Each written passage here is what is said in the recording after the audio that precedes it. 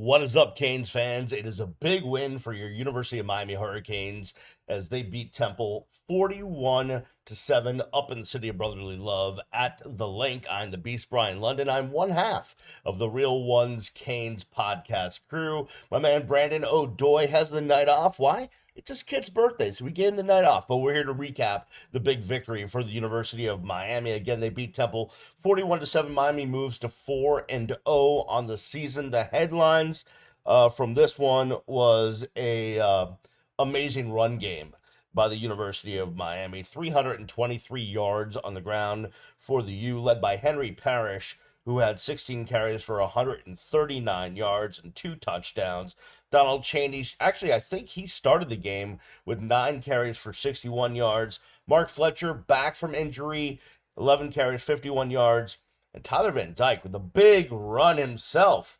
I think that was a 37-yarder, something like that. But the Canes, really great on the ground tonight, averaged 7.7 yards per carry, just dominant up front for the University of Miami. We've been talking about their offensive line all season. It is so much improved. 3 new starters, and they have made a huge difference. This offensive line has just been unbelievable for the University of Miami. Tyler Van Dyke passing the ball today, 17 of 24, 220 yards, and 3 touchdowns.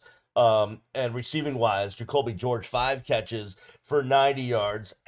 So good. 7 catches, 41 yards, 2 touchdowns. The other passing touchdown was caught by Colby Young. He had 2 catches for 33 yards and a touchdown. Brashard Smith had that one long play that was considered a passing play for 28 yards. And Ray Joseph had 2 catches for 28 yards as well. Miami just played really unbelievable on both sides of the football, but it's a subpar opponent. So again, what do you take away from this game? Well, a couple of big things. Injury-wise, Henry Parrish got hurt towards the end of the game, and so did Matt Lee, their center. Now, it seems like Mario told the reporter on ESPN2 that it didn't look serious for either, but this staff does not like to talk about injuries at all. So it's not surprising that he would say that. We shall see whether they are suited up in 2 weeks or not. Remember, bye week next week for the University of Miami, and then it is a home game against Georgia Tech.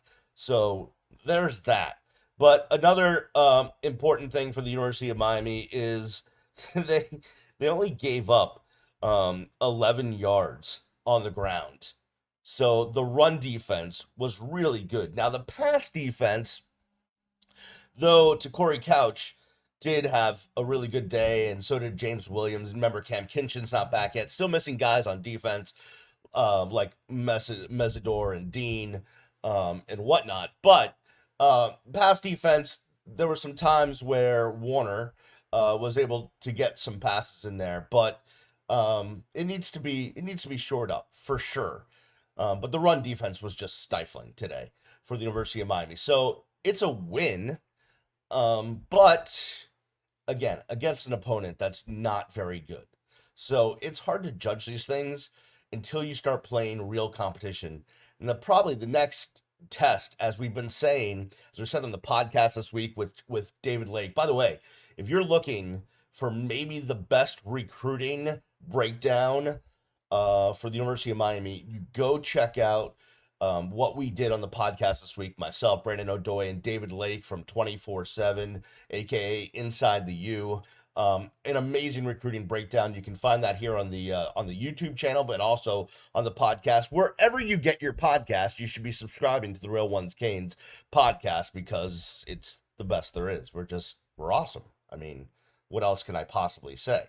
So, a good game for the University of Miami. Some things you still have to fix up as far as the defense goes. A couple penalty issues you gotta fix up as well.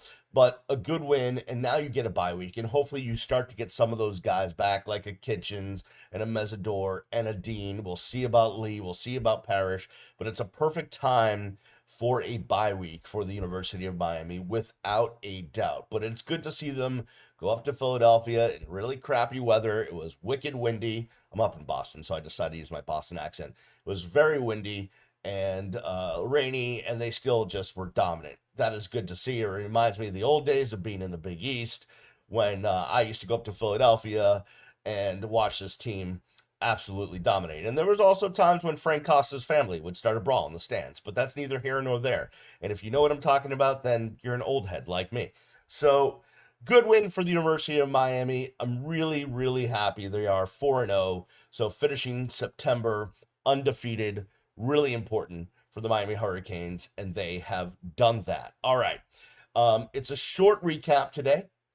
Thank you for tuning in. Now, do me a huge favor.